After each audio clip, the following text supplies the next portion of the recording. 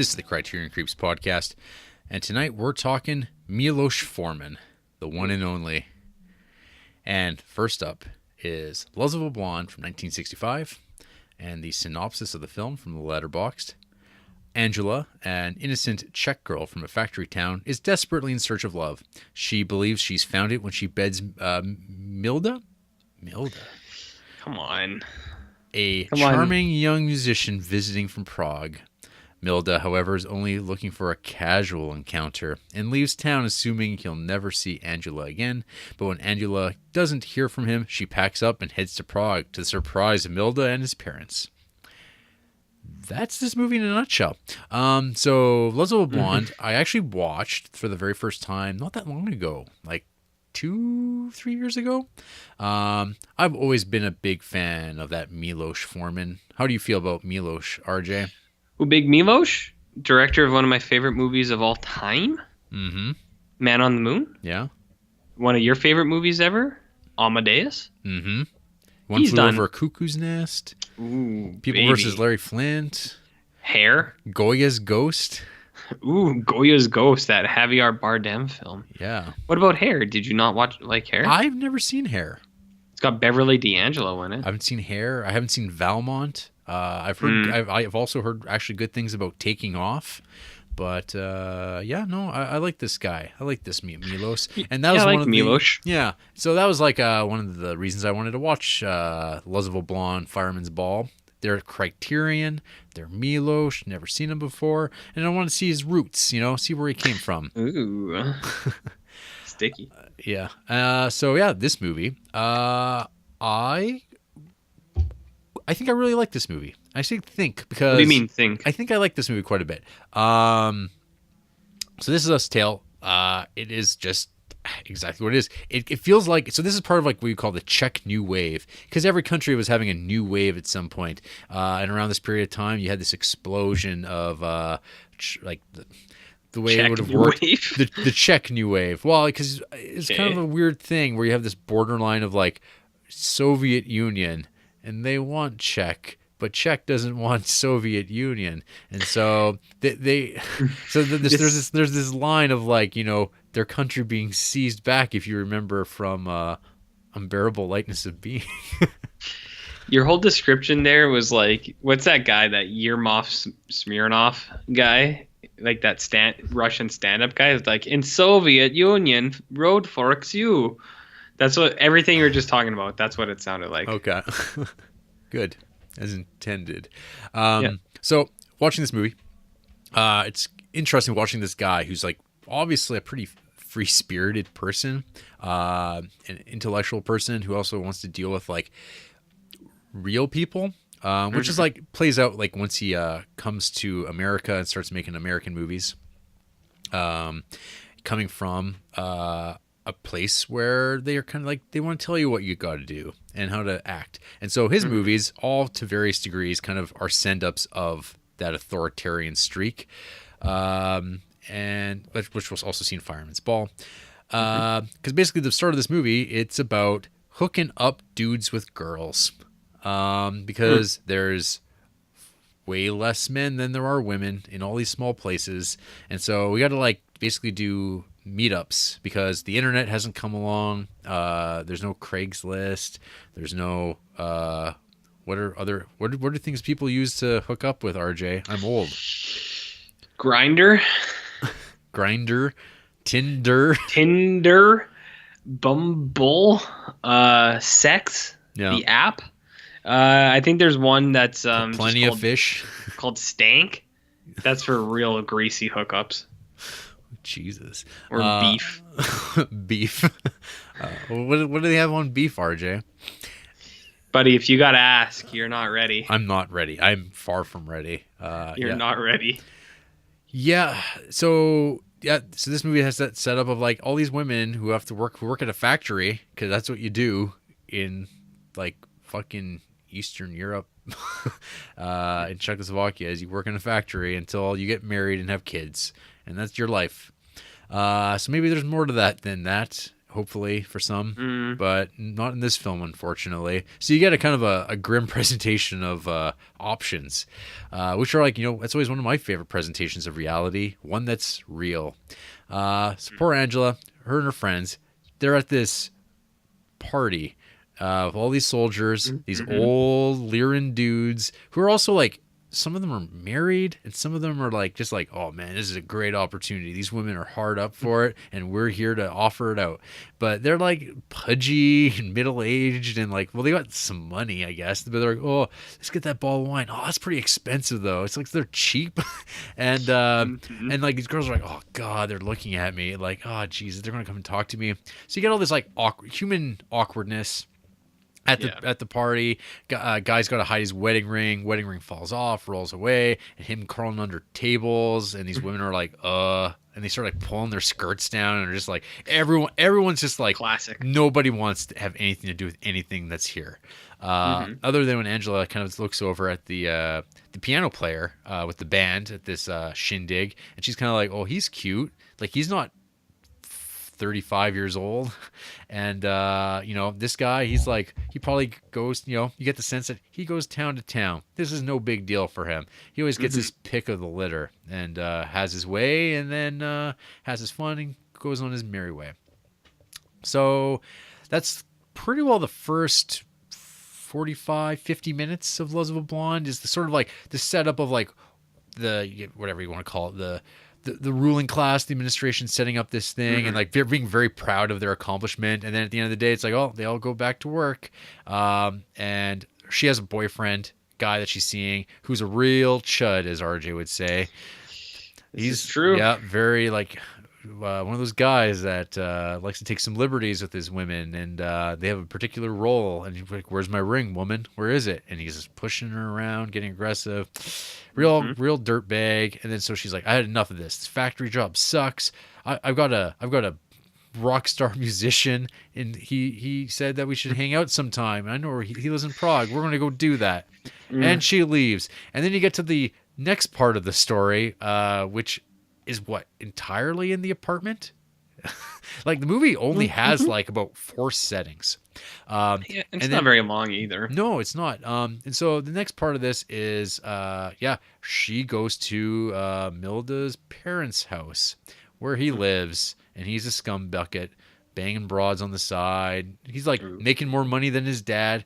I'll just say now that his dad, I love that guy. That guy is like so good. I gotta stop you. Yep. The dad is the best part of this whole movie. He's in it for about 15 minutes, maybe 20. He's in it he's in like that whole bottom half. He's so real. He's so good. He's awesome. He's so cool. Yeah. Continue. He's like got to be like one of the most level-headed people in the collection. Like he's so he's not part of the drama. Like he's resisting the melodrama and the drama. He's like, he doesn't want to be a part of it, but he's just constantly just like, oh God, oh boy, you gotta be nice to people. Like he's just like a real person. Yeah. And then on the flip side, his wife, Milda's mother, she's like, I guess you would call it, like in my mind, she is like the Eastern European mother, and like judgy and like just insane. So I think a quote that perfectly sums her up, because she is just like classic old European mother. But when they're like, with the son comes into the bed and they're kind of hanging out, or they're trying to go to sleep, and the son's like, "I'm sorry, Mom." And he's like, "I'll do the dishes for you tomorrow." And she's just like, "I can't wait." And I don't speak Czechoslovakian, so I was reading the subtitles, and you can just feel the sarcasm in the subtitles, and it like breathes through the screen. And I was like, what a nice thing, like to evoke that response in someone watching this. It's like you get what she means. So that lady does a very good job too as well. So I loved the parents in this thing. I thought they were awesome. Yeah, both of them. Yeah, and it's like so this like you have this poor girl who's now like in the city, who has a suitcase with like all her worldly possessions, who's like come in with like, oh, it's all gonna work out, and it's like, no, it's not gonna work out. And it's like, oh man, and it's just like interactions. Like this whole movie, it's like two scenes really. It's that party and it's the apartment scene, and it's all about just like human awkwardness. And like that's like, again, my bread and butter. This is what I live for in movies. And like seeing that captured well is like a really important thing, because the movie doesn't like, it's like a kind of a dreary kind of film, but it's also real, and it doesn't like, it's not like depressing, but it's kind of like, yep, that's kind of life, and not everyone's lucky, and things don't like, it's exactly what it is. It's not spectacular, it's not special, it just is what it is. So yeah, that's like kind of like, so watching this movie again, I pretty well had the same experience as the first time, where it's just like, it checks so many boxes for me. I love the looseness of the cinematography. It kind of evokes that French New Wave feel, because it's like handheld, black and white, very close up, but it's not particularly like experimental. Like it pretty well is exactly everything is there to tell the story. You could say that maybe is like a little draggy, maybe, but no, on the whole though, I think this movie is pretty excellent, and definitely points to better things for Milos when he makes that jump. What did you think of Los of Blonde? I didn't watch this one. Oh, just skipped it? Yep, I just skipped this week. No, I know you were calling this new Czech wave, but I would call this the Czech new rape wave cinema, because these movies both have a lot of pretty aggressive males in them, which is like, whatever. It's a product of the time. I'm not gonna get mad at it. Well, but I don't know if you've talked to have you talked to many women who've traveled to Europe in general?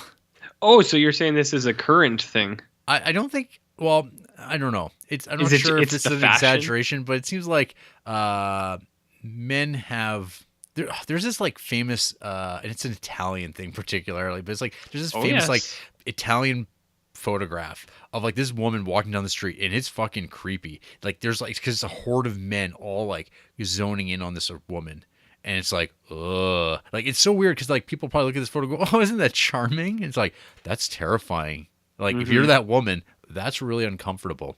There's a reason why feminism exists, and it's shit like this that like drives that home. And that's what kind of like this film feels effortlessly feminist. Like it doesn't say that. It doesn't say like, oh, this is all good fun games. It's like, no, this is gross, and you shouldn't treat people like this ever.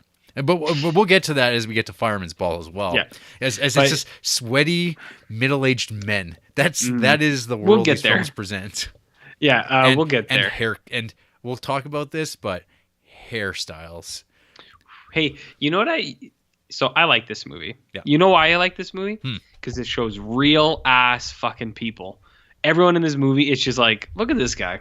Look at this totally like uninteresting, not unique man at all. And this is like the lead of this movie. And like the three guys that are the army dudes. Yep. You look at them and they're like features. You're like, these are unpleasant men to look at. And they're like the leads of this movie. And I love it because it's just like kind of real people. Not that it's unpleasant, just, but by Hollywood standards. They're not super symmetrical and just very pretty. No, we all can't be Baylogs, Hey, I keep it real. I am what you would call the perfect. I'll leave it at that. Thick cut. The perfect. Yeah. So, anyways, I liked Loves of a Blonde. I thought it was a very good movie. I'm not like, as always, it's not a blow your dick off movie. It's not Ninja Scroll. But I thought this was pretty good. What I mostly liked, I think that this movie has a lot of really nice, quiet moments, which I've said before on this podcast about other movies, but I think it holds true to this. It also has real life awkwardness, real life people. And I thought you would like this because this is just sad bastard cinema. Both of these movies, I feel like, are sad bastard cinema, but this one that we're talking about now, there's so many like things in this that it's like sad, but you're like, it's sad because this is just kind of the real world, and this is how people are. But that's why I think it's so effective, because it's like that old saying, it's like, oh, it's funny because it's true. And it's like, well, it's sad because it's true too. It's just what people are like. So I think one thing that Milos Forman is probably not recognized for is his humor. These two movies, but we're talking about Loves of the Blonde. Loves of a Blonde, which is a hard title to say, by the way. Loves of a Blonde. Maybe it's better in its native tongue. I assume so, but I find that difficult to get out. Anyways, this movie has really good, subtle humor that I think is effective today. Where when we talk about some comedies that are dated, I think the comedy in this is kind of timeless. Yeah, and that's like, I think because it doesn't feel like super, it's not like an obvious strain, because I think like the thing I was talking about, like it has a natural quality to it. Yep. So like the humor isn't contrived in the way that, like, when you watch certain types of comedies, you're like, oh my god, that type of humor is completely aged like poorly. And then this, though, it's like, oh, it's the situations of the comedy. It's not like a sitcom sort of comedy, but it's like, hey, this is like how people interact, like, really. And it's like, that's always going to be funny, because no matter like what era you're going to live in, you're always going to like, it's always going to be a funny situation, or somebody's going to be, there's some humor to be derived from it. It's kind of like a physical comedy that we've talked about a lot on the show too, where it is timeless for a reason. Where I think a lot of this comedy is, for me, very effective now and timeless because, like you said, it's situational. It's not, the dialogue doesn't matter, which I think a lot of current comedy, that's where even a couple years later, that's why it's so dated, because the dialogue is just like, I'm on fleek, baby. This shit is wild. And it's like people talking about stuff that's very current lingo. And it's like, that doesn't last.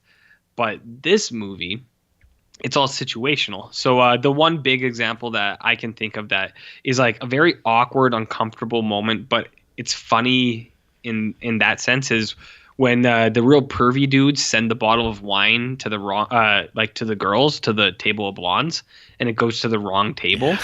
And like you see the reaction of those girls, and like you feel so good for them because they're like happy and they're like, whoa, we never expected this. And then it cuts back to the guys and they're like wiping their heads and they're covering their eyes and they're just like, oh no. And it's like, don't look, nobody look. It's like, holy shit, we made a horrible mistake. And it's stuff like that where it's really, it makes you kind of uncomfortable because you feel bad for what's going on. But at the same time, it's like, it's funny. That's like the point. Yeah. So there's a lot of stuff like that I think is really well done in this movie. All the stuff with the males in this, I think, is pretty funny. Where I think I marked it. It's 8 minutes in when the military guys are talking about what's going to happen when these guys roll into town, and he's like, "There's going to be 200 males coming in. There is 16 females or 16 girls," and he's like, "Girls without boyfriends," and there's like an emphasis put on that. Yeah. And it's so funny watching this like real old wrinkly dude saying that, and you're just like, with that big old buzz cut of his and his big ears, the factory manager or whatever. Yeah, so like that's really funny, and it's kind of, I like what you said, where this movie's kind of it's feminist in its message, but in a lot of the delivery it does come off, it's just like, where you're like, ooh, fuck, it would suck to be these ladies. Look how aggressive these men are. But it's these men are. But it's for a reason. And I think they do a really good job at balancing it, where you have some aggressive points where like the pianist basically full on like throws this lady down. You're like, ooh, it's kind of weird. Oh yeah, his like whole like thing. Fuck. Yeah, his like his way of like romancing her is just like, ooh. But in the industry we call that working through the no. Working through the no. Yeah, you would know. I don't. Yeah, that scene's gross, but I think it's particularly gross because the scene with the army guys before is like kind of charming and funny, where they're like, let's take this bottle, let's get out of here. And the girls are like, oh, we don't know if we want to go. We don't really have anywhere to go. And it's like, well, we'll just go to the woods or something. And then you have the straight guy who's married, and he's like, I don't want to hang out with these girls. I don't want to go to the woods. And the one guy's like, Yeah, he's like, it's cold in the woods. He's like, why would anyone go to the woods? Because he's like, he always plays it straight. And then it cuts to the other guy who's like really trying. And he's like, people just say, let's go to the woods. And I thought that was really funny. He's like, people just say that, let's go to the woods. That's not what we're going to do. We're just going to find a spot outside. And the guy like looks at him. He's like, you mean like the woods? he's like, what are you talking about? So I thought that scene was really funny. And that's like you said, the first half of this movie is all those guys at this party. Yeah. And I really like that. And then you go to the dad and the mom, and they're awesome. Yeah. I think the best scene in this movie is when the dad is rolling around in the bed in the middle. And he can't get the I love covers. his description of like laying, because it's like, so they have literally two beds pushed together. So there is like a crevice in the middle, and this is how they live. And they don't have queen size beds, I guess. And so, because no fucking way is my son sleeping out there with that hussy who's rolled into town, who's like going to get knocked up, and I won't have to raise her goddamn babies. So nope, my son's going to sleep in the same bed tonight as me and dad. And there's the scene with like dad in the middle of this fucking bed in the crowd. He's like, it feels like I'm like I'm like sitting on sitting on the edge of two chairs, and just like I'm like, oh yeah, that would suck so bad. Like, I've been in that situation before. I think I went to a lot of sleepovers. Mm-hmm. Yeah, and I'm sure you did too. As kids, you go to a lot of sleepovers, and you get put in these situations, and it sucks. But yeah, everything he does, he's like rolling around. He's like, I can't get comfortable. He's like, I don't have any covers, and like the mom and the son are just yelling at each other. And the dad's just like so removed from it. He's like, just go to bed. Oh, there's like, he's like, give me some blankets. Let me go to sleep. When they're like sitting at the kitchen table, and there's like the mom is just like, oh, I just want to ask you a question. I just want to ask you a question, to get Angela into the room, and just starts grilling her hard the way that this woman would do. And she's like, well, what do you expect? Like who are you? Like, how do we even know what you were saying? This isn't ridiculous. My son wouldn't be like that. And it's like the bargaining and the talking out loud. It's like, your father or my husband and I, we just simply couldn't have you here. Correct, right, husband? And he goes like, what? She came all the way here. Like, we can't just turn her out into the street. She can stay the night. Oh, you're an idiot. Like, you don't know what you're talking about. Like, she's just like, of course, because that's how that conversation goes. But like, yeah, he's just like, he's kind of like, oh, your son's an idiot. Like, he's a scumbag. Like, of course there's a reason why she's here. She didn't just randomly show up at her door. Clearly there's a reason. Like, so he's like pure like reasonableness and like also kindness, but like he's not like this. He's not ridiculously like nice. He's like probably as nice as like you could expect a person to be in this weird situation. Yeah, and like he's sympathetic and kind of like, oh, whatever. Like, well, she stays the night, she eats some food, whatever. Not a big deal. Oh no, I didn't make enough food. Oh God, yeah. The parents are awesome, and just that whole play with them and the son in the bedroom, which is like a 10-minute scene almost. Oh yeah, it's awesome. It's wicked. Yeah, and then all the stuff with like Angela's getting to like react her reactions to like the way that they talk about her, because like when Milda rolls in after a night out and he's like, what the fuck is this? There's this blonde hair and this like girl's foot sticking out of the covers. Who the hell is this woman? Like, are you sure it's not a cousin? It's like, what are you talking about? Like, his dad, again, hilarious. And he just is completely at a loss. And then it's like, oh, it's you. Oh, great. Oh, of course I was expecting you. I didn't have time to write. Yeah. And then like her reactions, because you always get to see her face reacting to stuff, or like her going up to the door and hearing them talking about her, and her just being like, I have to go back now. And it's just like, oh man. Well, see, that's what I meant earlier when I said those nice quiet moments. When it cuts to her and she's like sitting by the door listening through the keyhole, it's just a shot of her and she's just listening by the door, and it's like, man, that's nice. I like that. Yeah, it's a nice little scene there.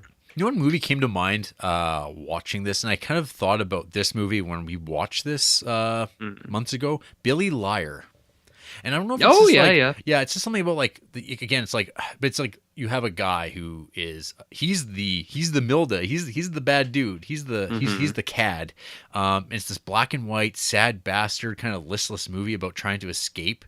And that it feels like a companion piece, but I think this movie is like far more successful. I think as a enjoyable movie to watch. Whereas I think Billy Liar is like an interesting idea, but at the same time, it's kind of like I don't know if it has that wow factor.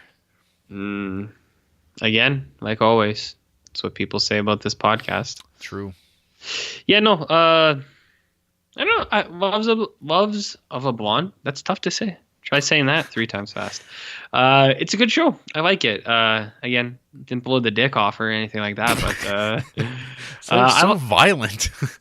Well, it's a mainstay on the podcast. I'm just trying to stay consistent. Yeah. One thing people don't like more than anything is inconsistency. It's your catchphrase. Is that my catchphrase? I think so.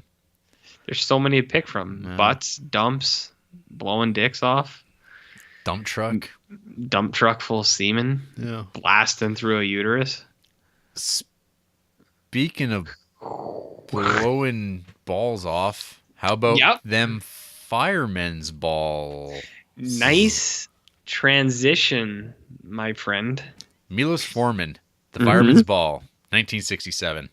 Tagline for this film: a colorful comedy in which people dance, steal, and extinguish the fire. And the synopsis of the film: the firemen of a provincial Czechoslovakian town throw a ball in honor of the old chief's retirement. There will be music and dancing, a beauty pageant, and a raffle. The whole town will be in attendance. However, the proceedings are dogged by difficulty at every step: workplace injuries, stolen prizes, a shortage of pretty girls, and fire. So again, like Loves of a Blonde, I had watched Fireman's Ball a few years ago. I watched them fairly close to one another. Again, Milos Forman, he's my dude. And this is the one that I think actually most people seem to like hold up as like his first like great big success. Over Loves of a Blonde? Yeah, and you know what? Okay. I've always I disagree. I think Loves of a Blonde's like a really great kind of like melancholic kind of view of this. Like, it's a simple story that I think people could relate to in the sense that it's like character driven. Fireman's Ball is far more of like a slapstick fiasco kind of a movie where you have this like huge ensemble cast in which actually a ton of the cast members from Loves of a Blonde show up again here. So it's like all like, I'm not sure, like I didn't do a ton of reading on this or anything like that, but I get the sense that these are like just like people available, dudes. Like Czechoslovakian actors that are on hand. Like I'm not sure how many, how big the scene was in Czechoslovakia. I'm sure they actually had like a film community, but like he's drawing on the same people, probably a lot of friends and stuff like that, people he's known. He had built up a relationship previously 2 years prior, and so you just see dad, you just see the guy from the factory, mom shows up again. A lot of people just like are here once more, and this is like the one that this film is far more of like kind of like I was talking about, like kind of like the satire of kind of like that like oppressive like military kind of Russian mindset that the Czechoslovakian people are fearing is coming in, because they're going to tell you how to dictate how your life's going to be and how to organize things. And it's like making fun of the idea of like these men, like rooms filled with men in uniform planning anything. The idea of like like 5-year plans and like learning like how to run a country. They don't even know how to plan a goddamn retirement party for a guy. That's kind of what that's like the I mean, that's the. It would be tough. Yeah, that's the kernel of this movie, is like kind of like making fun of that idea. That's like the political thing, but like you can just enjoy this movie as like a series of ridiculous events that happen. So yeah, again, this movie has a similar kind of structure as Loves of a Blonde, whereas this basically though is just like one huge sequence. It is literally the Firemen's Ball, bookended with a couple of, like with an opening of the hall before everyone shows up, some planning, because these men are all very focused on having a beauty pageant.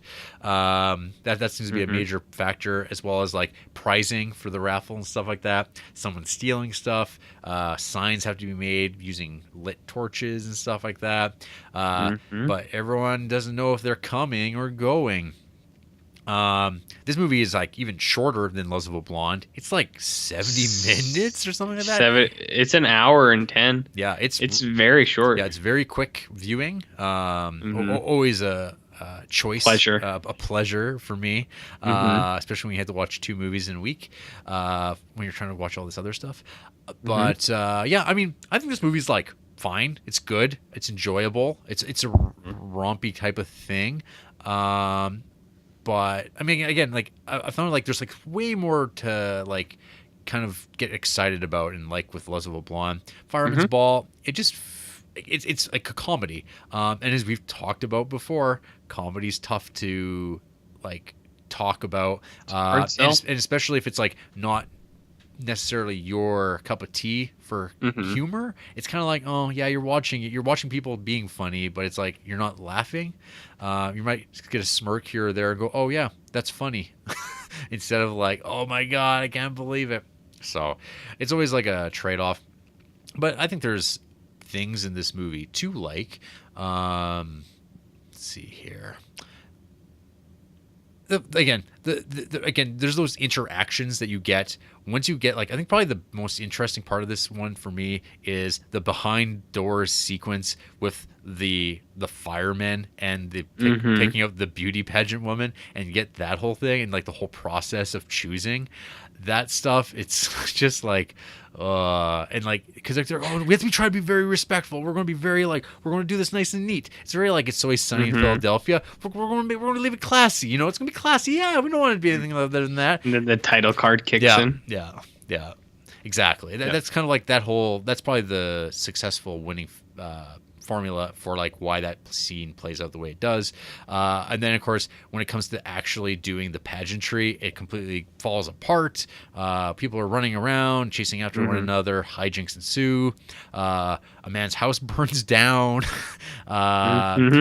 his little axe that he's supposed to receive because he like has cancer, but they're not supposed to know he has cancer, but they don't want him to know that, and maybe they should have done this earlier, but they want to be like good guys and save face. That thing gets stolen, and it's constantly just like, probably the ongoing sadness joke of this is the poor old chief's like kind of like blank expression to everything, and he's like his weird little like walk, that his proud little retirement walk as he tries to get toward the stage and stuff like that, while things are just constantly going ape shit and all over the place. But yeah, I like this movie. I think it sets out to do what it does. I think it's okay, but like I said, coming off Les of a Blonde, which I think is like very successful and like quite a enjoyable movie, it's kind of like there for me. But RJ, what did you think of this Ball? Well, Jarrett, I'm sad to say that I agree with you. Oh, I think Loves of a Blonde is a better movie, and I think Fireman's Ball is okay. I actually really like movies like this where it's kind of, you have like one setting and then there's all sorts of obstacles to get to where you want to be, and it's very humorous and it's very comical. I actually like some examples like that. Where do you think? I'm going to hit you on. Okay. I'm gonna hit you. Nice. Oh, examples? Yeah. Yeah, I can't think of anything like that, but I do like the idea. Okay. 'Cause I actually, even when I had that thought, I was like, I wonder what examples of that would be, and then I was like, oh wait, I can't think of any, but I like the idea. And I was actually super on board with this and I thought it was like really fun and really humorous until about when the pageant starts, when they start doing the beauty pageant stuff. And then I was like, it's losing me now. So before that, you have like, it's all the setup basically. So where it lost me was when the ball starts, which is only maybe 25 minutes into this movie, maybe not even that much, 20 minutes in. I really like the setup where it's all about like the raffle prizes, and the guy's like, hey, he's like, wait a minute, where the hell did the head cheese go? And he's like, what are you talking about? He's like, there was head cheese right there. Where did it go? And like, there's a setup there, and you have like the Office style jokes where there's things going on where all of the firefighters are trying to use the extinguisher. I thought that was really funny. And then you have the bit where they're talking about the head cheese, and it's like, there wasn't head cheese, there was cake. And it was like, no, it was head cheese. And it was like, no, it was cake. It was like, oh, okay. Well, where's the cake? And he's like, and then it cuts back, and it's almost like a double take, and the guy's like super surprised by that. He's like, oh, that's a weird, shitty description of what happens, but that seems very funny. And then there's a lot of stuff that I think is super funny, like before, when they're like, we're gonna have a beauty pageant, we got to pick out like 8 or 10 girls for this. Yeah. And it's like, we got to get a better look at these girls. Yeah. So they go up to the balcony and they're like, up here you can see all the breasts. And then, so they're up there looking at breasts, and then there's one fireman on the ground like looking at legs.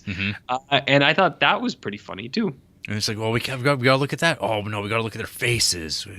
Yeah, we gotta look at their faces too. And then, so this is again like Loves of a Blonde. This is a very sad bastard cinema film, I think, for me, where you get pretty bummed out when it's all of these old firemen guys and they're in the back room and they're trying to like judge these women on beauty, and they're like, go grab another one, and then they bring in another one. Yeah. Like, go grab another one, go, and then they're like, who?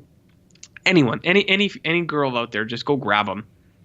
And you get like, I don't know about you, but I just felt real bummed out by that, where it was like, oh, which is the point. Yeah. But at the same time, I was like, oh, that's sad. And their faces, all their faces are always so sad in this, because they know what's going on, and they're just like, oh, this again. But yeah, so I like it all until about like that part when they're judging the women, and then I thought for a 70-minute movie, it shouldn't drag. And I thought at those parts it was dragging out quite a bit, where it was like, all right, okay. And like, I know that's like, those are the comedy bits where they're trying to do timing and pacing, where they gives it room to breathe. But that's where it kind of lost me. Things that I thought were still like really funny, where there's a lot of like quick stuff where it's like, it'll be like, hey, go do this, and then the guy will go do it, and then something will go wrong. And that happens frequently throughout the whole film. And I like that. I think that's pretty good. I think they do it pretty efficiently. It's pretty effective, where a lot of those jokes were, like we were saying with Loves of a Blonde, it's not like dialogue based. So it's just kind of, it's like dudes doing double takes. It's like, hey, where's the head cheese? And they're like, what head cheese? And then the guy will double take and be like, whoa. Again, that sounds super stupid, but it is actually kind of funny in this movie. So that's like the whole movie is just little really quick, snappy little jokes. Yeah. And I like that. You have rushes of like a rush of fleeing women, where women are getting dragged across like full floors and running into bathrooms. That's pretty crazy. You get a rush of waiters trying to close tabs before people bolt out of there. And then you have, again, a nice, real quiet moment where everyone's watching this old man's house burn down, and they're all sharing a drink with each other. And you're like, oh, how nice is that? But, yeah, I don't know. Fireman's Ball is a little weird because it's a good movie. I liked watching it. But at the same time, it's like, I didn't really take much out of this. I'm not going to watch it again. And it's not that good, which is a weird thing to say. Like, I don't really know what that means, but it's a good show, but it ain't great or nothing like that. So, okay, there's like a fun fact. So I don't know if you recall, RJ, from Unbearable Lightness of Being, but so Soviet Union, they roll up on this movie the next year when they, invade Czechoslovakia, and then they permanently and forever ban this film. Why is that? Because they view it as an attack on the Soviet regime. Like, that's like when I was talking about that, I wasn't kidding. Like that stuff is like, Milos Forman at the time denied it because that was the right thing to say. But now that's not an issue, he's like, oh yeah, no, 100%, that's what we were doing. Him and his writer, Ivan Passer. So Loves of a Blonde, that was a big success when it came out. And then they got to work on this movie. Kind of like, again, this slice of life kind of Eastern European thing with these parables to the Soviet system. As Roger Ebert writes in his best movies or great movies list, where he calls this the great movie, Francois Truffaut apparently was instrumental in getting this film released at all outside of Europe. So that Truffaut, he's sneaking up on us. Truffaut, that dirty prick. Son of a bitch. Hey, I was just looking at the cover to this Fireman's Ball, and I honestly didn't know what it was. I thought it was like a pig's foot wrapped in like a bandage. Yeah. I was like, Yeah. what is this? Oh, And you then didn't like, know? well, I just zoomed it up and I was like, Yeah. oh, okay, it's the pageant scene with the bikini. So, But at a like far back, it looks like a pig's foot or something. Yeah, Or maybe I'm just dumb. it I don't is know. kind of a weird abstracted image. Like I think at one point I thought it was like a fireman's helmet when I first would see this. But no. So speaking of which, the DVDs of these two films, which I actually do have, the first one is basically just a like kind of a stylized reproduction of the one still of Angela sitting on the bed, after Milda has bedded her. And that moment of innocence, I guess, after it's happened. And then Fireman's Ball on the flip side is pure sleaze with the girl with her dress over her head, breasts exposed, with leering bureaucrat man patting his sweaty forehead as he looks on at her. And it's all at a canted angle, and it's bright red with a big yellow star on top. Everything you said was gross. Good. Even though you were just describing a thing. But so like you feel me, right? When you look at it at a glance in the letterboxed view when it's real small, you're kind of like, what is that? What is that thing? And then when you see it, you're like, oh, okay, I get it. But it did look like a pig's foot, kind of, for a while. You ever been there? Can't say as I have. Cool. Yeah. So yeah, I don't know. There's like that element of Fireman's Ball is gone. That like social context of like what would have been there when it came out. And so it's like, yeah, it's kind of there. Whereas I think, like I said, Leslie Blonde, I think just operates still well without any real context, even though they're kind of doing the same thing, same actors, same director, all that stuff. But it's just better captured a little bit earlier. No.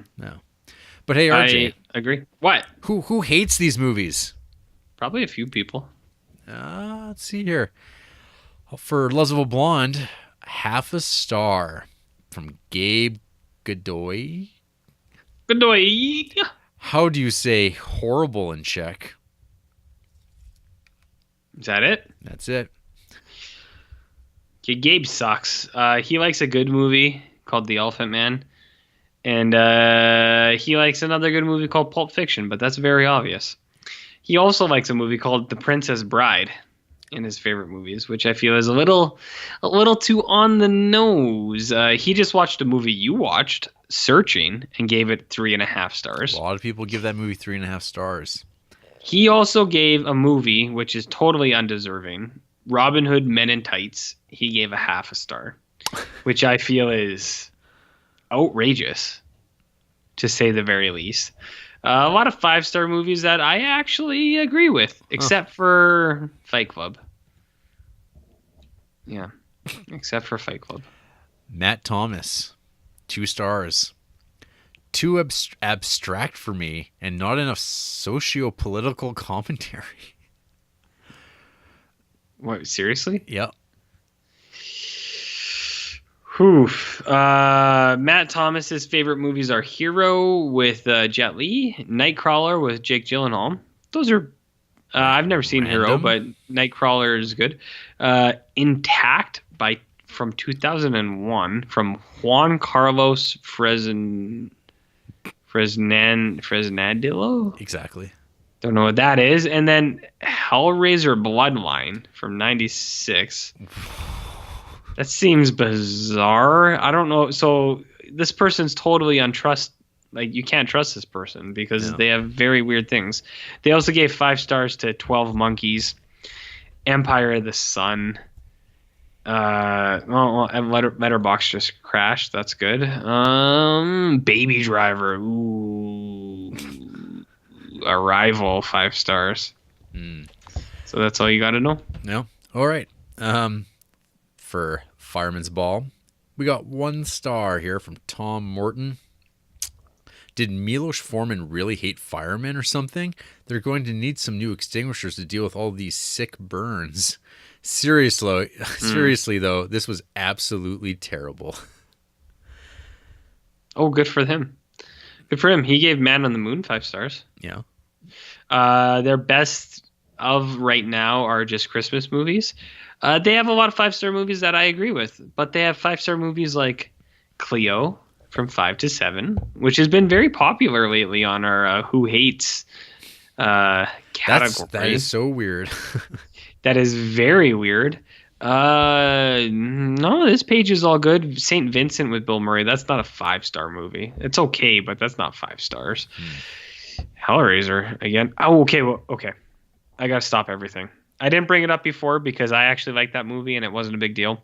But a person who hated Loves of a Blonde gave this movie 5 stars, and now this person, this Tom Morton, also gave this movie 5 stars. Addams Family Values. Both of these people gave it 5 stars, which I like that movie. I think Addams Family, that Raul Julia's Addams Family movies, those movies rule. But it's very bizarre that it's popping up on all of these people's. They say what they want to say.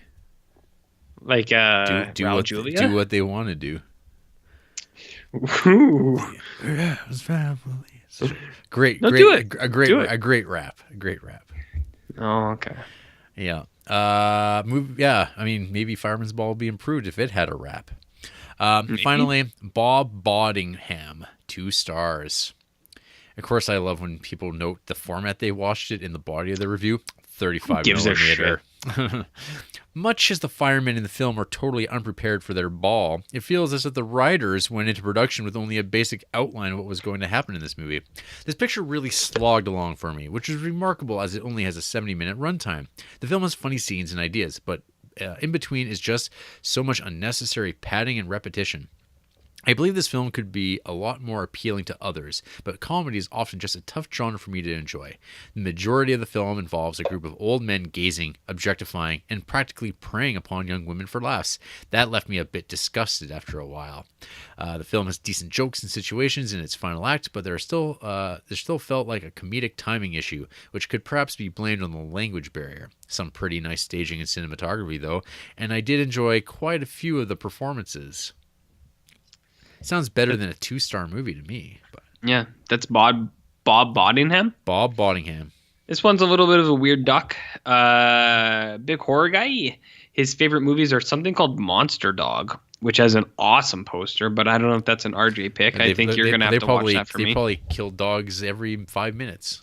Yeah, you're going to have to watch that and clear it for me. I've already got a copy acquired, RJ. Good. Watch it. Demons, Tenebrae, and House on Haunted Hill. They don't have many 5-star movies, but they're actually pretty good. Like Sunset Boulevard, Night of the Living Dead, Twin Peaks, Videodrome, Yojimbo, Notorious. Things that we watch. So here is where I lose Bob Boddingham, where he's a weird duck. Some of his low reviews. 1.5 star, Aguirre, The Wrath of God. Whoa. Rope, which we were talking about earlier. War of the Planet of the Apes, Patterson. Those are both fine movies. They're not 1.5 stars. Wait. Planet of the Apes. War of the Planet of the Apes. Yeah. And then 400 Blows, 1.5 star. Which I don't like that movie that much, but I wouldn't give it a 1.5 star. That's a little there. But they did just give Deep Blue Sea 4 stars, which is okay by me. Bob Boddingham's a weird dude. Aren't we all? Yeah, aren't we all? So yeah, in this double header, I give it to Loves of a Blonde, if that's how we're supposed to play this. Sure. But yeah, they're both feel like that Milos Forman. Check it out. I could check you out permanently.